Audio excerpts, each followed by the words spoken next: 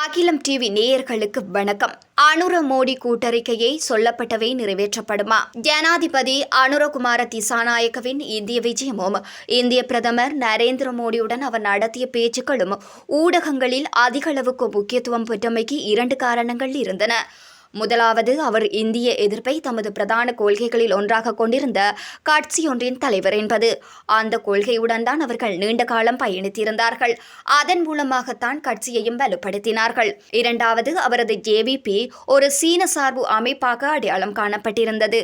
தேசிய மக்கள் சக்தி பொது தேர்தலில் பெற்ற வெற்றி குறித்த கொழும்பிலுள்ள சீன தூதுவரின் பிரதிபலிப்புகளும் இந்த கருத்துக்களுக்கு வலு சேர்த்திருந்தது.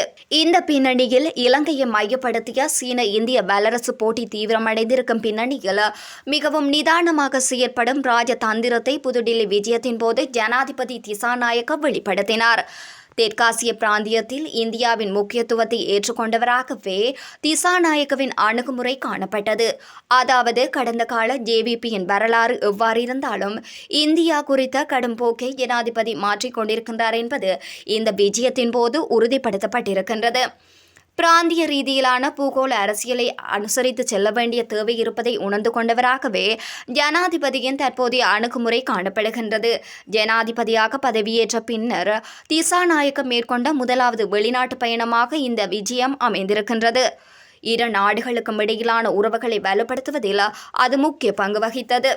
இந்த விஜயத்தின் போது பேசப்பட்ட விடயங்கள், இறுதியாக வெளியிடப்பட்ட கூட்டறிக்கை என்பவற்றை பொறுத்தவரையில் இலங்கை, இந்திய மற்றும் தமிழர் தரப்புகள் அதில் தமக்கு சாதகமான அம்சங்கள் என்ன உள்ளன என்பதிலேயே கவனத்தை செலுத்தியிருந்தார்கள்.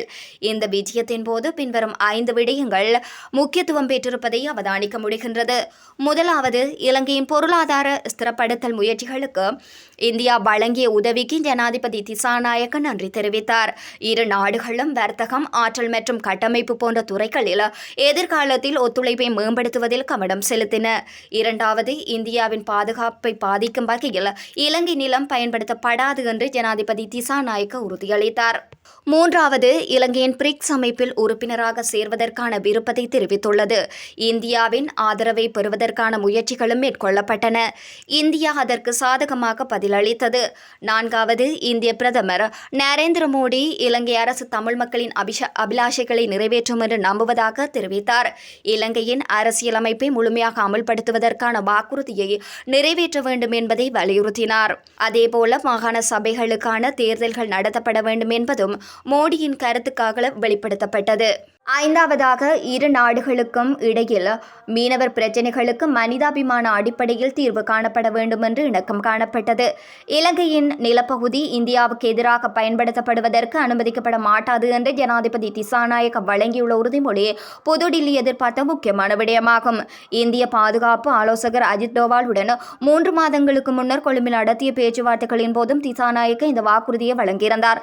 ஜனாதிபதி தேர்தலை எதிர்கொண்டிருந்த நிலையில் அதனை தெரிவித்த அவர் இப்போது ஜனாதிபதியாக பதவியேற்றுள்ள பின்னணியில் இந்திய பிரதமரிடமே அதனை தெரிவித்திருக்கின்றார்.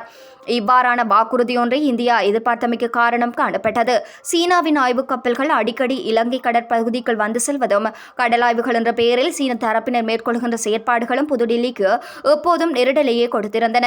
இந்தியாவின் கவலைகளை அடுத்து வெளிநாட்டு ஆய்வு கப்பல்கள் ரணில் விக்ரமசிங்க 1 வருட கால தடை விதித்திருந்தார். அந்த தடை இம்மாதத்துடன் முடிவுக்கு வருகின்றது. திசாநாயக்கவின் தேசிய மக்கள் சக்தி அரசாங்கம் இந்த தடைகளை தொடருமா என்ற கேள்வி எழுப்பப்பட்டிருந்த நிலையில்தான் பொதுவான முறையில் இலங்கையின் நிலப்பகுதி இந்தியாவுக்கு எதிராக பயன்படுத்தப்படுவதற்கு அனுமதிக்கப்பட மாட்டாது என்ற உறுதிமொழியை ஜனாதிபதி வழங்கியிருக்கின்றார். இலங்கையின் முக்கிய துறைமுகங்களான கொழும்பு, ஹம்பாந்தோட்டை ஆகியவற்றில் சீனாவின் பங்களிப்பு முக்கியமானதாக இருந்திருக்கின்றது. இதனால் சீனாவின் செல்வாக்கை முற்றிலுமாக ஒதுக்க முடியாது என்ற கருத்தும் உள்ளது. சீனாவின் கப்பல்கள் வந்து செல்லலாம், ஆனால் அவை இந்தியாவின் பாதுகாப்புக்கு எவ்வகையிலும் குந்தகமாக அமையாது என்றவாறான ஒரு நிலைப்பாட்டை திசாநாயக்க அரசாங்கம் எடுத்திருக்கலாம். இலங்கை கடல்சார் சட்டங்களை பின்பற்றும் நாடாக இருப்பதால் சீன கப்பல்களுக்கு முழுமையான தடைகளை விதிக்க முடியாத நிலையும் காணப்படுகின்றது. அதிகரித்து வரும் சீனாவின் செல்வாக்கு மத்தியில் சிக்கலான புவிசார் அரசியல் பரப்பில் கயிற்று நடப்பது போல மிகவும் நிதானமாக காய்களை நகர்த்த வேண்டியவராக ஜனாதிபதி திசாநாயக்க இருக்கின்றார். 2 வருடங்களுக்கு முன்னர் உருவாகிய பொருளாதார நெருக்கடியின் விளைவுகளை இன்று காண முடியாவிட்டாலும் நெருக்கடி தீர்க்கப்படவில்லை. குறுகிய கால நீண்டகால திட்டங்களின் அடிப்படையில் இதற்கான உபாயங்கள் வகுக்கப்பட வேண்டும். இந்திய நெருக்கடியில் இருந்து மீள்வதற்கு இரு நாடுகளின் உதவிகளும் அவசியம் என்பதை உணர்ந்து கொண்டவராகத்தான் ஜனாதிபதி திசாநாயக்க காய்களை நகர்த்திருக்கின்றார். தனது முதலாவது வெளிநாட்டு பயணமாக புதுடில்லி சென்ற ஜனாதிபதி அடுத்த மாதம் சீனாவிற்கு செல்ல இருக்கின்றார். அரசாங்கத்தை பொறுத்தவரையில் பொருளாதார மீட்சிக்கு இந்த இரண்டு நாடுகளையும் எவ்வாறு பயன்படுத்திக் கொள்ள முடியும் என்பதுதான் அவர்களுடைய பிரச்சினை. அந்த வகையில் ஜனாதிபதி புதுடில்லி விஜயம் வெற்றி அளித்திருக்கின்றது என்றுதான் சொல்ல வேண்டும். பொருளாதார ரீதியாக பயனுள்ள பல உடன்படிக்கைகள் பல எட்டப்பட்டுள்ளன. தமிழ் மக்களை பொறுத்தவரையில் 3 முக்கியமான விடயங்கள் எதிர்பார்க்கப்பட்டன. 1. இன நெருக்கடிக்கான அரசியல் தீர்வு. 2. மாகாண சபைகளுக்கான தேர்தல்களை விரைவாக நடத்துவது. 3. மீனவர்கள் பிரச்சினைகளுக்கான தீர்வு. புதுடில்லி பயணமாக முன்னர் தமிழரசு கட்சியின் நாடாளுமன்ற குழுவை ஜனாதிபதி அவசரமாக சந்தித்து வெறுமனவே சிவஞானம் ஸ்ரீதரன் கேட்டுக்கொண்டமையால் என்று மட்டும் சொல்லிவிட முடியாது. சில செயல்முறைகள் ஆரம்பிக்கப்பட்டுள்ளன என்பதை இந்திய பிரதமருடனான சந்திப்புக்கு முன்னதாகவே காட்டுவதற்கும் ஜனாதிபதி விரும்பியிருக்கலாம்.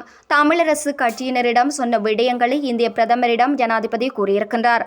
அதன் அடிப்படையில் தான் தமிழ் மக்களின் அபிலாஷைகள் நிறைவேறும்படி இலங்கை அரசியலமைப்பு முழுமையாக செயல்படுத்தப்படும் என்று தன்னுடைய எதிர்பார்ப்பை இந்திய பிரதமர் மோடி தெரிவித்திருந்தார்.